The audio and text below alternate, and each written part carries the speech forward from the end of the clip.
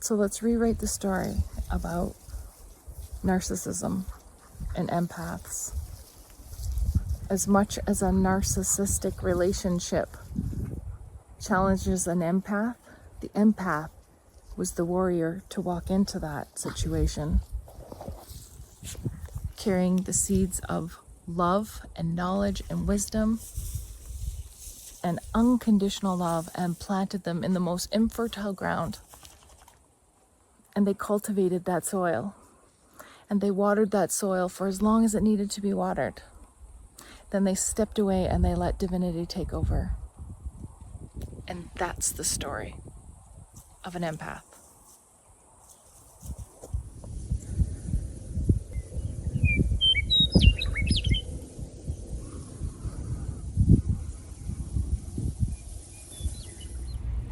Hi, and welcome back to the channel.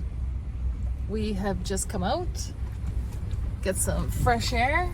It's nice and cool. It's 20 degrees, and I believe it's about 10 in the morning, so it's lovely and cool.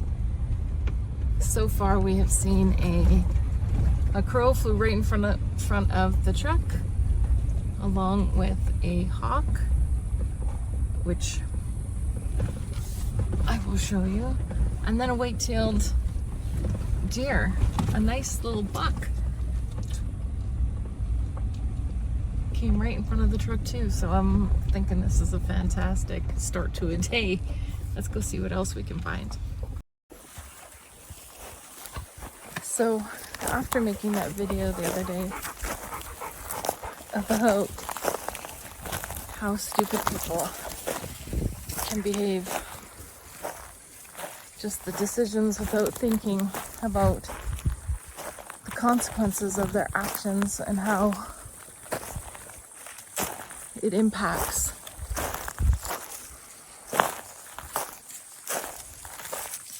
everything around them,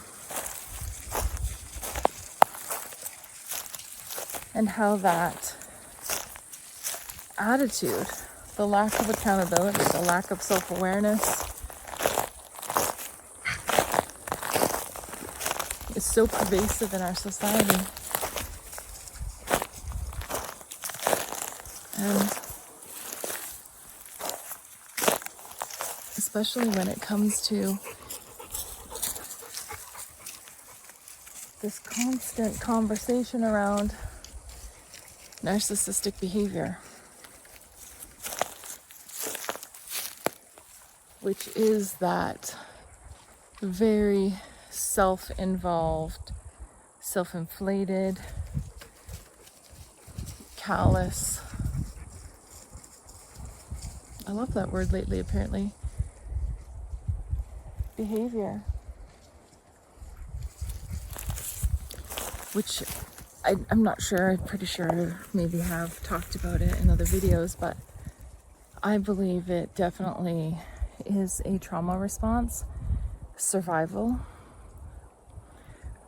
literally going so deeply inward as a measure of protection from external influences or experiences in our environment, that if it's never challenged in a way that directly opposes the experience that everyone is unsafe, that everyone is out to hurt you, that I need to just protect my self-interest because no one else is thinking of it.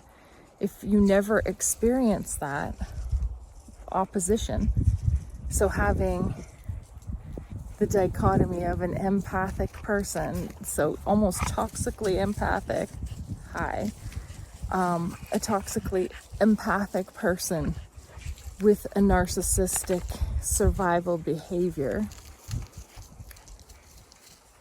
the empath comes into a narcissistic person's world and showers with selflessness, with giving, overgiving, demonstrating no need for reciprocity,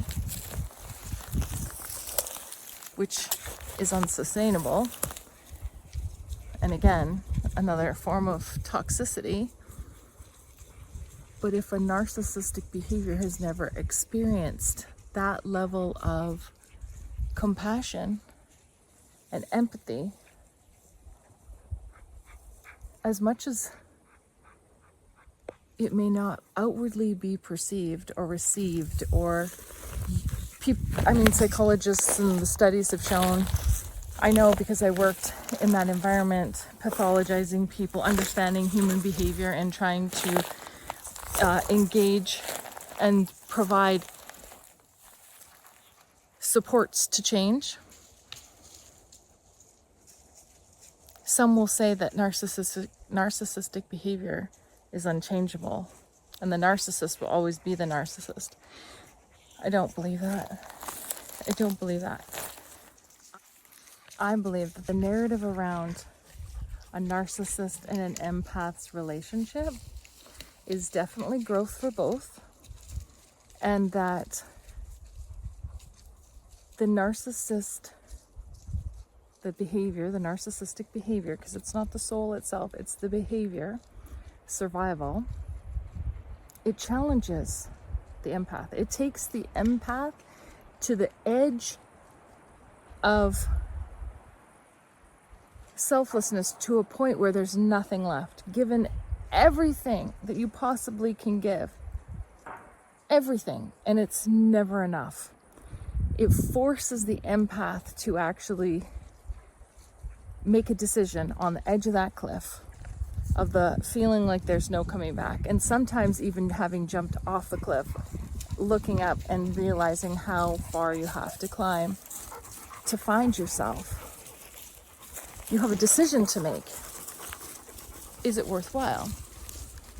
And of course it's worthwhile, because what it's teaching you along the way is everything about your soul, your ability to process emotions, to think things through, to be resilient and hopeful, to have an awareness of the areas in your life where you have accepted less and even demanded less, thinking that you are less. And so for empaths, the narcissist offers that opportunity. And everyone seems to leave the story there, saying that narcissists never change, nothing ever happens. I don't believe that for 1 second, because it's a mutual exchange. So what the empath then does for the narcissist is plant seeds. Like I said, having given compassionately, with deep authenticity, and regardless of the roots of this abandoned self, it's seeking to give the narcissistic behavior what the empath is seeking for itself. And that's unconditional love, to be seen, to be heard, to be revered.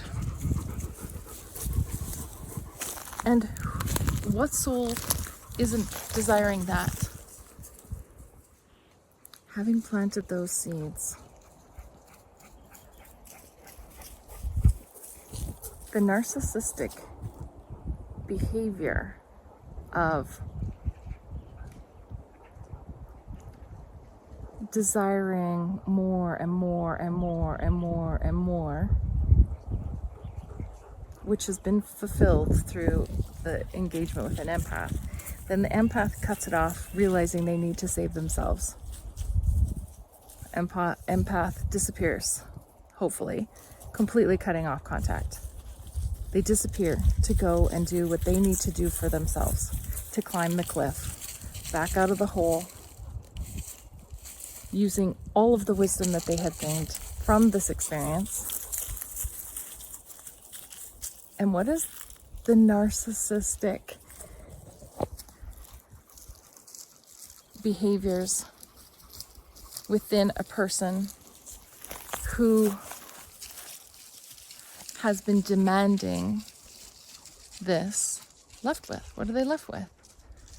Well, that little seed that got planted by the empath into the narcissistic person, the person demonstrating this narcissistic behavior, it's a glimmer of hope. It's a glimmer of worthiness. It's a glimmer of, wow. And it's not spoken.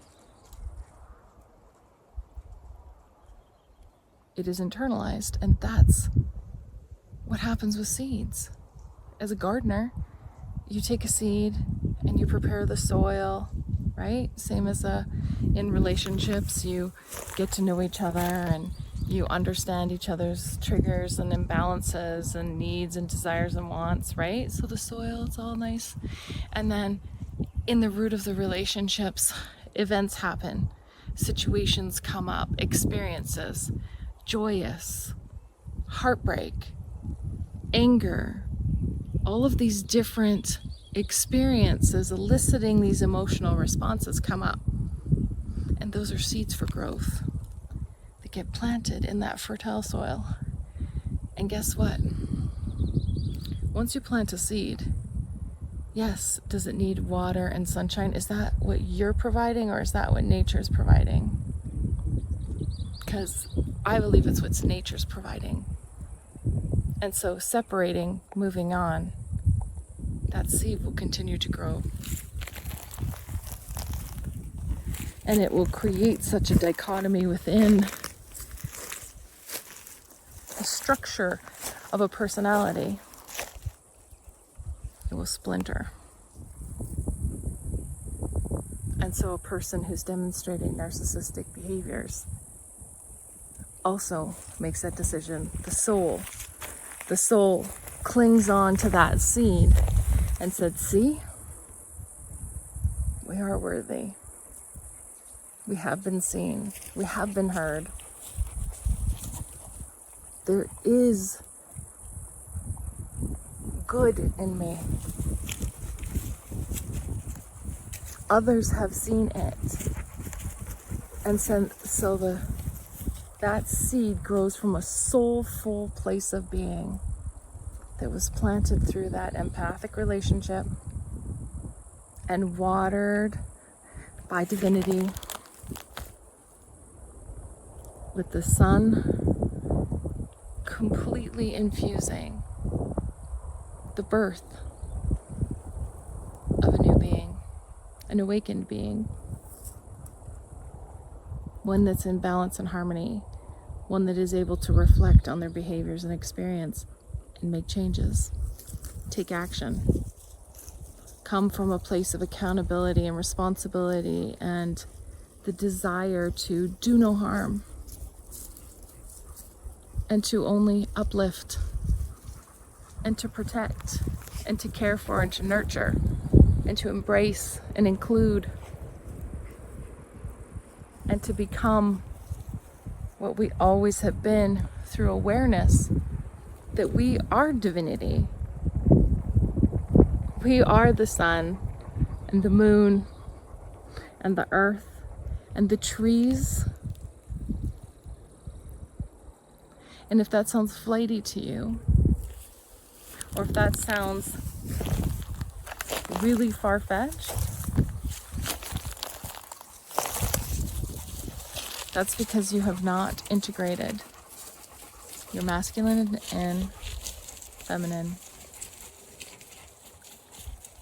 You have not accepted your own worth, your own magic, your own capacity for healing. And that is what's needed right now in the world. So let's rewrite the story about narcissism and empaths. As much as a narcissistic relationship challenges an empath, the empath was the warrior to walk into that situation, carrying the seeds of love and knowledge and wisdom and unconditional love, and planted them in the most infertile ground and they cultivated that soil, and they watered that soil for as long as it needed to be watered. Then they stepped away and they let divinity take over. And that's the story of an empath.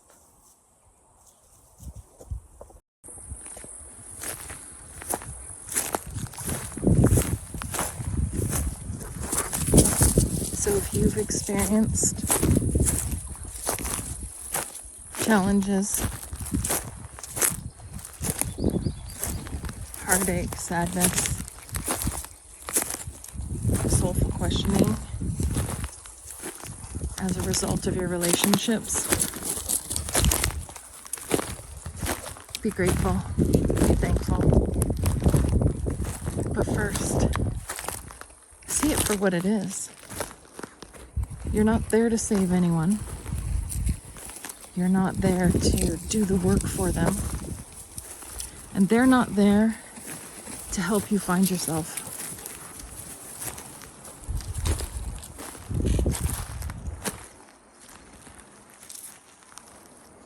You have to make space for healing.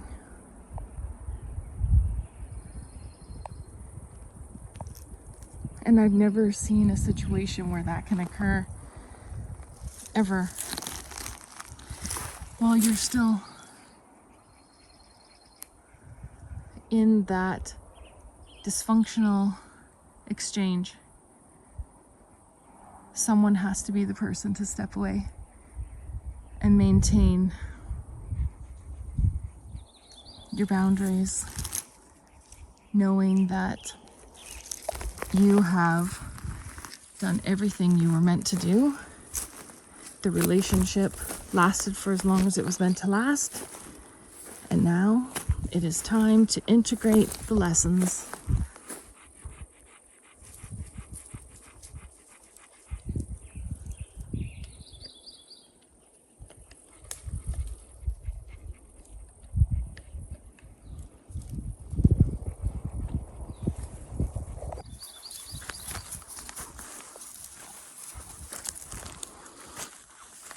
So on your journey, take one step at a time.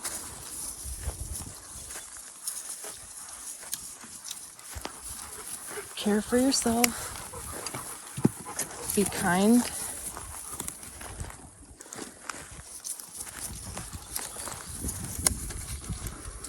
Be thoughtful. And most of all, be clear.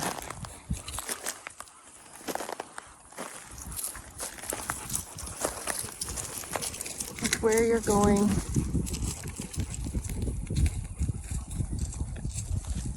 and the world you deserve.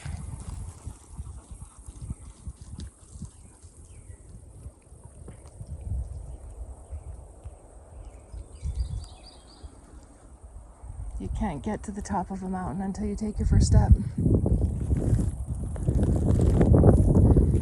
So you better get started.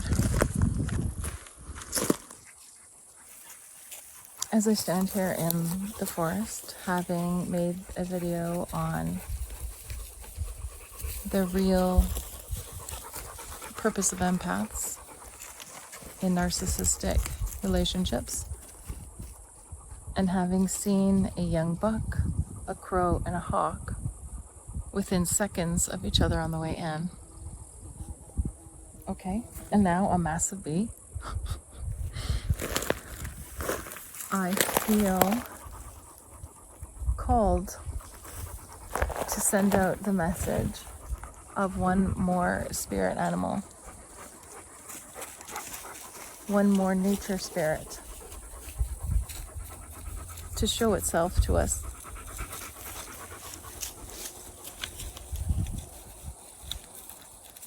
I'm not sure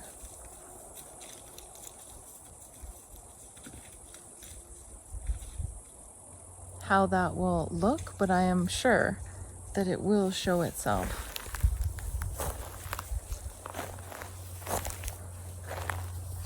Whether it be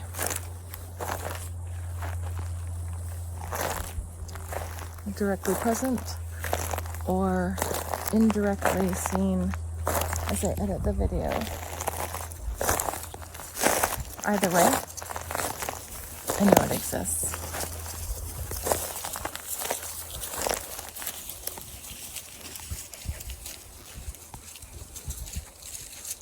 It's a magical day. Like every day. Believe it, and so it is. Until next time, everyone, stay safe and stay connected, and we'll see you real soon. Bye.